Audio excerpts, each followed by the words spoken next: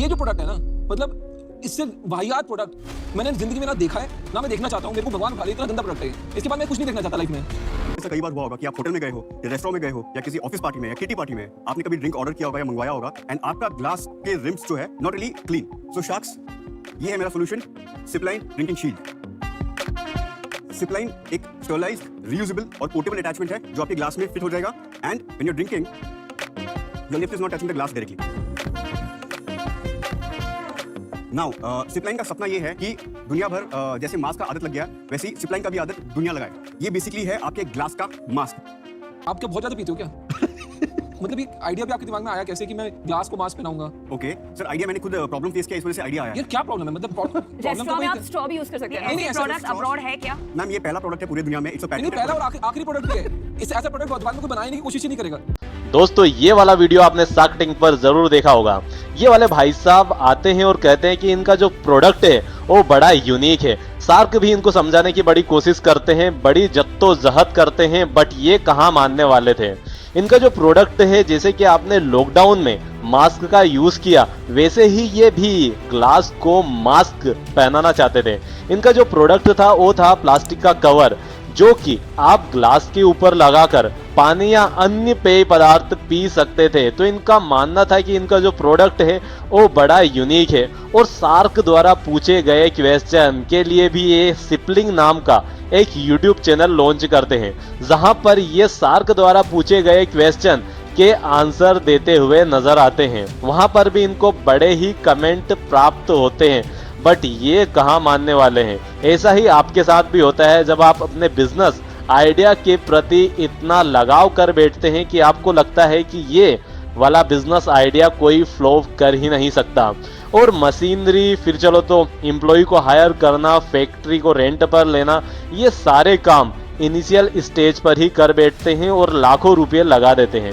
But वहीं जब आप अपना प्रोडक्ट बनाकर कस्टमर के पास लेकर पहुंचते हैं तो कस्टमर आपसे कहते हैं भाई माफ कर, हम ये प्रोडक्ट नहीं ले सकते क्योंकि हमें इस प्रोडक्ट की जरूरत ही नहीं है। और ऐसा ही आपने कई बार अपनी सोसाइटी में देखा होगा। वो बिजनेस स्टार्ट करते हैं और मात्र 1 साल के अंदर लाखों की चपेट खाकर बिजनेस को क्लोज कर देते हैं। और ऐसा उनके साथ नहीं होता है। रिसेंट डाटा के अनुसार 60% से भी ज्यादा बिजनेस मात्र 1 साल के अंदर क्लोज हो जाते हैं।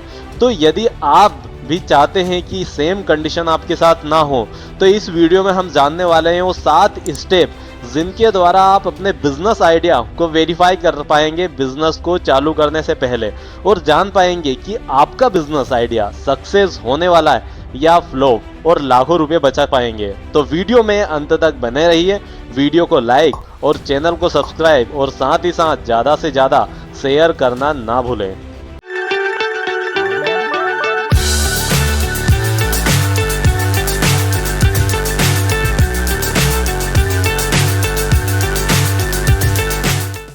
नमस्कार दोस्तों, आइए हम करते हैं अपने वीडियो की शुरुआत और जानते हैं वो 7 स्टेप्स जिनको फॉलो करना है आपको किसी भी बिजनेस आइडिया को बिजनेस में कन्वर्ट करने से पहले।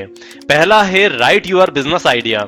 आपने पहला वीडियो देख लिया होगा और जान लिया होगा कौन सा बिजनेस आइडिया उन क्राइटेरिया को क्वालिफाई करता है। तो उन सभी बिजनेस आइडिया को आपको यहाँ पर लिखना है। और अब हम चलते हैं दूसरी स्टेप पर, और दूसरी जो स्टेप है वो है create story of your business idea. तो इसमें आपको क्या करना है, आपको जो भी बिजनेस आइडिया आपके पास है उसको एक स्टोरी रूप में फॉर्म करना है। कई बार क्या होता है, हम डायरेक्टली सामने वाले से पूछते हैं कि हमारा ये बिजनेस आइडिया है, इस पर आपका क्या सजेशन है। तो ये गलती आपको भूल के भी नहीं करना है। जैसे यदि आप किसी से डायरेक्टली पूछें कि हम रेस्टोरेंट स्टार्ट करना चाहते हैं, तो आपके हिसाब से क्या ये बिजनेस आइडिया सही है या नहीं, तो इस पर आपको हो सकता है 90% केस में सजेशन ही ना मिले या आपको सही सजेशन ना मिल पाए। तो आपको यहाँ पे एक स्टोरी क्रिएट करना है जिसमें आप अपने बिजनेस आइडिया को पूरी तरह से डिस्क्राइब कर पाए, पूरी तरह से एक्सप्लेन कर पाए कि एक्चुअली आप उस बिजनेस आइडिया में करना क्या चाहते हैं। जैसे आप यहाँ पर एक्सप्लेन कर सकते हैं कि हम एक रेस्टोरेंट स्टार्ट करना चाहते हैं जिसमें हम चाइनीज फूड पर फोकस करने वाले हैं, जिसमें हमारे जो मेन कस्टमर हैं वो बच्चे रहने वाले हैं। तो सामने वाले को समझ में आएगा कि एक्चुअली आपका जो बिजनेस आइडिया है वो कौन सा है और वो आपको सजेशन दे पाएंगे। दूसरा, यदि हम अपने बारे में बात करें तो हम मार्च मंथ से बिजनेस स्कूल की शुरुआत करने वाले हैं, जिसमें हम 12-12 लोगों की 3 टीम बनाने वाले हैं। इसमें एक टीम जो कि मार्केटिंग वर्क हैंडल करने वाली है, जिनका काम affiliate marketing, online marketing, offline marketing के साथ ही फेसबुक अकाउंट, इंस्टाग्राम पेज और यूट्यूब चैनल को ऐसे हैंडल करना है। ये सबकी ट्रेनिंग दी जाएगी कम से कम 2 महीने की, और उसके बाद एक छोटा बिजनेस भी स्टार्ट किया जाएगा। दूसरी टीम जो कि प्रोडक्ट या सर्विस को प्रोसेस करने का काम करेंगे, ये बताएंगे कि कैसे वो सर्विस डिलीवर करना है। ये प्रोडक्ट का प्रोडक्शन करने के लिए काम करने वाले हैं। तो ये वाली जो टीम है ये प्रोसेसिंग पर काम करने वाली है। और इसमें तीसरी टीम जो कि काम करने वाली है अकाउंट डिपार्टमेंट में, मतलब इनका काम रहने वाला है कि जो सेल्स है वो कैसे हैंडल की जाए, परचेस ऑर्डर कैसे हैंडल किया जाए, फिर जो भी डे टू डे ट्रांजैक्शन होते हैं उनकी अकाउंटिंग कैसे की जाए, फाइनेंस का वर्क जो है वो इनको करना रहेगा। और इसकी पूरी एक टीम बनाई जाएगी जिनका पूरा काम यही रहने वाला है। अब ये सारी टीम को मैनेज करने के लिए 3 हेड भी रहने वाले हैं जो कि डिपार्टमेंट वाइज रहने वाले हैं। हम इन टीम को इस प्रकार क्रिएट करने वाले हैं जैसे कि एक एमएनसी वर्क करती है, वैसे ही हम इन टीम को बिल्ड करने वाले हैं। और इसके बाद एक छोटा सा बिजनेस आइडिया लेकर एक शुरुआत करने वाले हैं, ताकि जो भी वो ट्रेनिंग में सीखे उसको इंप्लीमेंट करके समझ भी सके कि इसका एक्चुअली वर्क क्या होता है। तो ये हमारा बिजनेस आइडिया हो गया। यहां पर जब आप स्टोरी क्रिएट करें तो एक बात का ध्यान रखें कि आपको अपनी स्टोरी इस तरह से क्रिएट करना है कि सामने वाला आपके बिजनेस आइडिया को समझ सके। यहां पर आप अपने बिजनेस आइडिया के बारे में क्या सोचते हैं ये कुछ भी एक्सप्लेन करने की जरूरत नहीं है, क्योंकि आप सामने वाले से मांगने जा रहे हैं, ना कि ये बताने जा रहे हैं कि आपकी थिंकिंग कितनी बड़ी है। तो आप अपने बिजनेस आइडिया के बारे में क्या सोचते हैं उसको दरकिनार करते हुए भाई साहब उनसे उनकी राय लेने जा रहे हैं, तो उनकी राय को इंपोर्टेंस दें। वो क्या सोचते हैं उस पर ध्यान दें, ना कि आप अपने बिजनेस आइडिया के बारे में क्या सोचते हैं उसको साइड में रखें। अब थर्ड आता है आपका ओपन एंडेड क्वेश्चन। आप जो भी बिजनेस स्टार्ट करने चाहते हैं उसके बारे में यदि आप डायरेक्टली सजेशन लेते हैं, जैसे कि हमने बिजनेस स्कूल के बारे में आपको आइडिया हमारा क्या है वो दिया, और उसके बाद डायरेक्टली हम पूछते हैं कि आपका इसके बारे में क्या सजेशन है, तो हो सकता है कि आपको इसके कोई आंसर ना मिले, या 90% लोग तो इसको इग्नोर कर दें और केवल 10% ही आपको कुछ इनपुट दे पाए, बट वो भी आपके लिए वैल्यूएबल ना हो। तो पहले आप अपने बिजनेस आइडिया को समझें, फिर ये सोचें कि इसमें से कौन कौन से क्वेश्चन हैं जो कि आप सामने वाले बंदे या जिससे भी आप सजेशन लेने चाहते हैं उससे पूछ सके। तो आप जितने भी क्वेश्चन आपके दिमाग में आते हैं सबको नोटबुक में लिख लें। आपको पता है कि आप उन क्वेश्चन का आंसर जानते हैं आपके हिसाब से, बट आप उन क्वेश्चन का आंसर जानेंगे आप कि जो ऑडियंस है जिनसे आप सजेशन लेना चाहते हैं उनसे, तो उनको इस बारे में बिल्कुल ना बताएं कि आपका आंसर इस क्वेश्चन का क्या है। आप उनसे ही डायरेक्टली पूछें कि उनके हिसाब से इस क्वेश्चन का क्या आंसर है। जैसे यदि हम बिजनेस स्कूल स्टार्ट करते हैं तो यहाँ पर कौन कौन सी प्रॉब्लम हम फेस कर सकते हैं उसके बारे में आप हमें जरूर कमेंट करके बताइए। दूसरा क्वेश्चन हो सकता है कि क्या यदि हम ये स्टार्ट करते हैं तो एक्चुअली कौन सी अपॉर्चुनिटी है यहाँ पर, या अपॉर्चुनिटी कुछ भी नहीं है। थर्ड, यदि हम स्टार्ट करते हैं तो एक्चुअली क्या कोई प्रॉब्लम यहाँ पर सोल्व होगी या नहीं, तो आपके हिसाब से क्या यहाँ आइडिया किसी प्रॉब्लम को सोल्व करने के लिए सक्सेसफुल होगा या नहीं। फोर्थ, यदि हम ये स्टार्ट करते हैं तो हमें ऑफलाइन स्टार्ट करना चाहिए या ऑनलाइन। यदि आप ऑफलाइन का बोलते हैं तो हमें कहां से स्टार्ट करना चाहिए, ताकि हम समझ सके कि हमें अपने बिजनेस को कौन से स्थान से स्टार्ट करना है। तो ये 4-5 क्वेश्चन जो कि हमने अपने बिजनेस के लिए आपसे पूछे हैं, उम्मीद है आप ज्यादा से ज्यादा कमेंट करके हमें इन ओपन एंडेड क्वेश्चन का आंसर देंगे, और ऐसे ही आप अपने बिजनेस से related open ended question draft कर सकते हैं ताकि आपको ज्यादा से ज्यादा सजेशन मिल सके। जैसे कि यदि आप रेस्टोरेंट का बिजनेस स्टार्ट करते हैं तो वहां पर आप क्या सोचते हैं, आप क्या सोचते हैं कि आपका बिजनेस कितना ग्रोथ करेगा, आप क्या सोचते हैं कि कितनी अपॉर्चुनिटी है? ये कुछ भी ना बताते हुए आप कस्टमर या आपकी जो ऑडियंस है या आप जिनसे सजेशन लेना चाहते हैं उनसे पूछें कि उन क्वेश्चन का आंसर उनके हिसाब से क्या है। आप उनसे पूछें कि आपके बिजनेस में कौन कौन है जो कि कस्टमर हो सकते हैं। यदि आप बिजनेस स्टार्ट करते हैं तो क्या वो आपके पहले कस्टमर बनना चाहेंगे? यदि वो ये बिजनेस स्टार्ट करते हैं तो कौन कौन सी प्रॉब्लम है जिनका वो सामना करने वाले हैं, उनके बिजनेस में कौन सी अपॉर्चुनिटी है। तो ये सारे ओपन एंडेड क्वेश्चन आप लिख कर रखें और उन पर उनका कमेंट लें ताकि आपको ज्यादा से ज्यादा कमेंट मिल सके। यदि आप कोई बिजनेस आइडिया को बिजनेस में कन्वर्ट करते हैं और पहले ही आपको उस बिजनेस आइडिया पे कई कमेंट मिल जाएं तो आप उनको अपने बिजनेस आइडिया में इंक्लूड कर सकते हैं और जब बिजनेस स्टार्ट करें तो उनको इंक्लूड करें और अपना बिजनेस स्टार्ट कर सकते हैं। अब फोर्थ स्टेप आती है आपको नाम, लोगो, जो कि आपको पहले ही डिराइव करना होगा कि आप अपने बिजनेस आइडिया के बारे में क्या सोचते हैं, कौन सी इंडस्ट्री से बिलोंग करता है और आप कैसा यूनिक नाम अपने बिजनेस का रखना चाहते हैं। तो आपको पहले अपने बिजनेस का नाम डिसाइड करना है। या तो आपके पास पहले से कुछ आइडिया है जिनके बेसिस पे आप अपने बिजनेस का नाम रख सकते हैं, या एआई टूल्स है जिसका नाम है नेमलिक्स। यहां पर आपको अपने बिजनेस आइडिया के बारे में बताना होगा और ये आपको सजेस्ट करेगा कि क्या क्या बिजनेस नेम जो कि आप बिजनेस आइडिया के हिसाब से रख सकते हैं। दूसरा है लुका। ये क्या है? आपको बिजनेस आइडिया या बिजनेस नेम के हिसाब से लोगो क्रिएट करने में मदद करेगा। तो आप इसका यूज लोगो क्रिएट करने में कर सकते हैं। बट यदि आप उस लोगो को डाउनलोड करते हैं तो ये कुछ 700 से 1500 के समथिंग आपसे फीस चार्ज कर सकते हैं।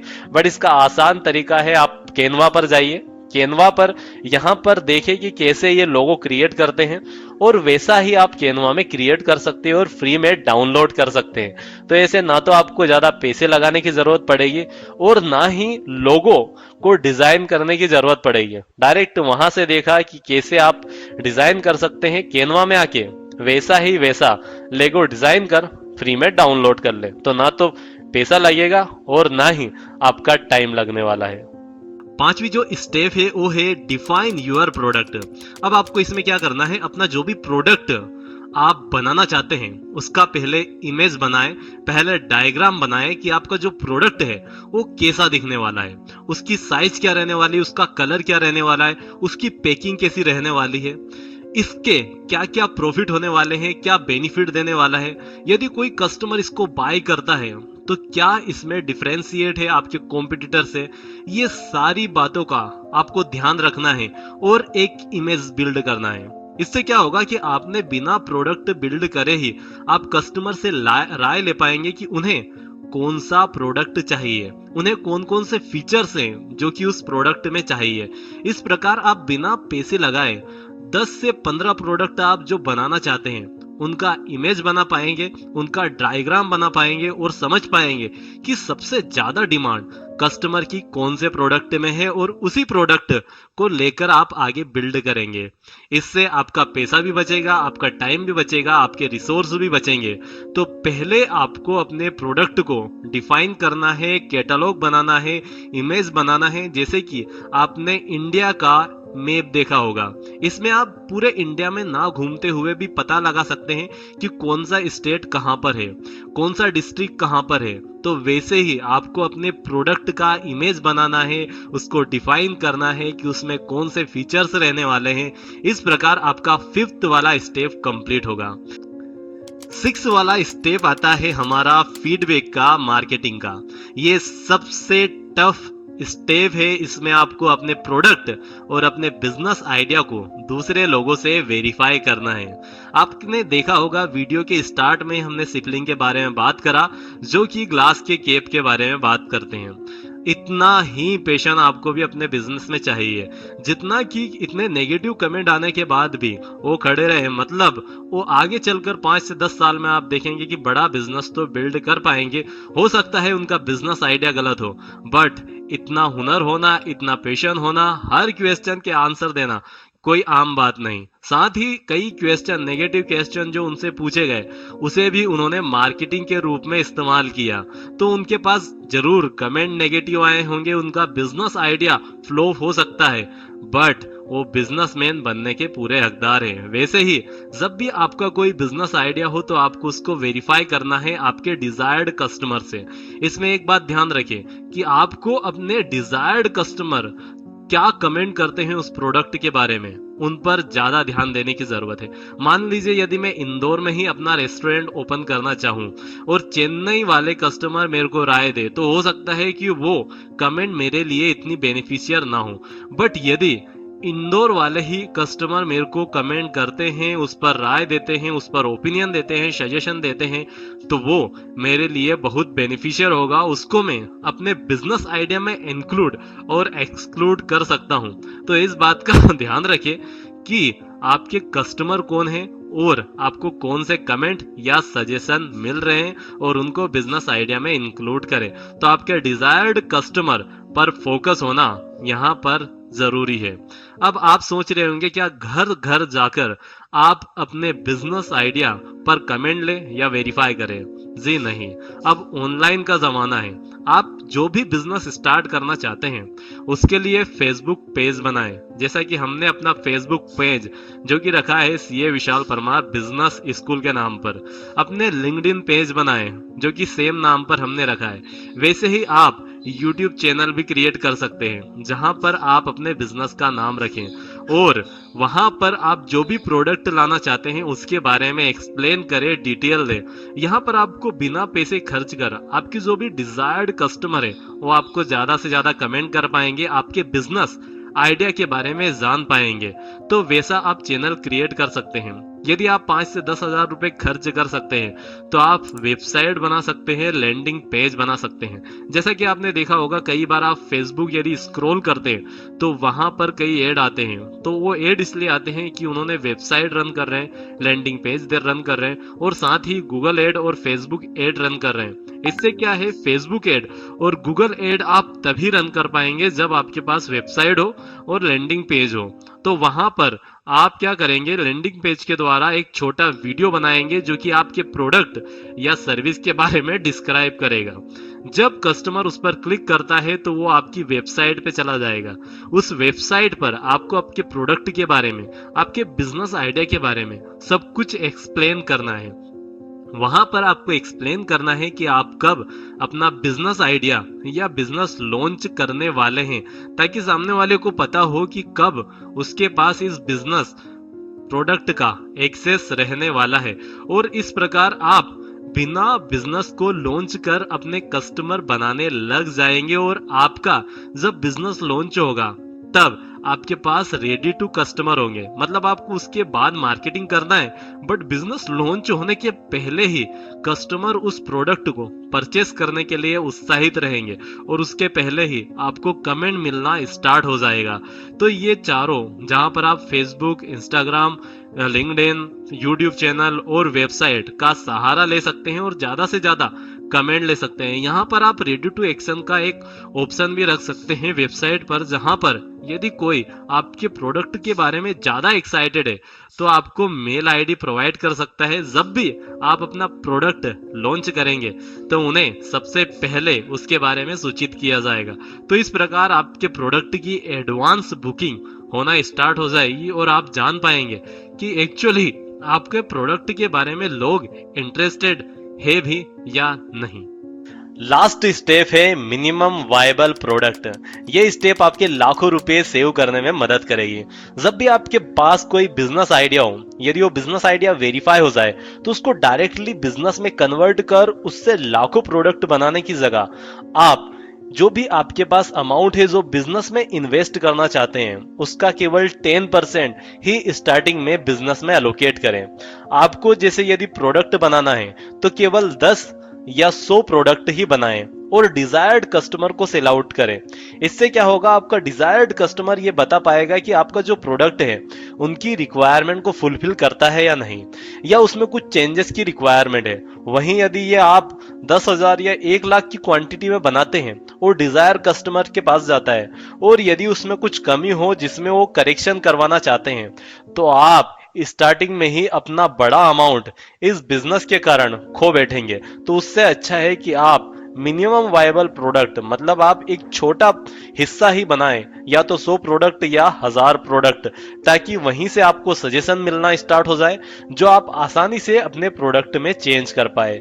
मान लीजिए कि आपको एक कोर्स लॉन्च करना है, बट कोर्स पूरा रिकॉर्ड करने से पहले अच्छा है कि आप एक छोटा मिनिमम वायबल प्रोडक्ट बनाएं। मान लीजिए आपका कोर्स का जो साइज है वो रहने वाला है 200 आवर्स, उसके जगह आप केवल 3 घंटे का कोर्स बनाएं और लैंडिंग पेज और वेबसाइट के द्वारा उस प्रोडक्ट के बारे में बताएं और बताएं कि आप 3 घंटे में उस इंडस्ट्री के बारे में बताने वाले हैं, जिससे कि कस्टमर उसके द्वारा आपके वेबसाइट पर आ सके। अब उस 3 घंटे के वीडियो में आपको अपने प्रोडक्ट के बारे में बताना है, कुछ इंडस्ट्री के बारे में बताना है, और वहां पर आप उनसे कह सकते हैं कि यदि आप इसका फुल कोर्स चाहते हैं तो यहाँ पर मेल आईडी है, इस पर मेल आईडी पर मेल करें और पेमेंट कर दें। पेमेंट करने के मात्र 15 दिन के अंदर आपको कोर्स मिल जाएगा।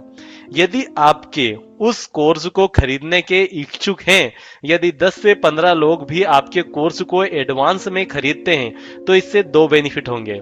आपके कोर्स के बनने से पहले ही आपके कस्टमर बन जाएंगे। दूसरा, आपके पास सफिशिएंट फंडिंग होगी जिसका यूज आप कोर्स को क्रिएट करने में कर पाएंगे।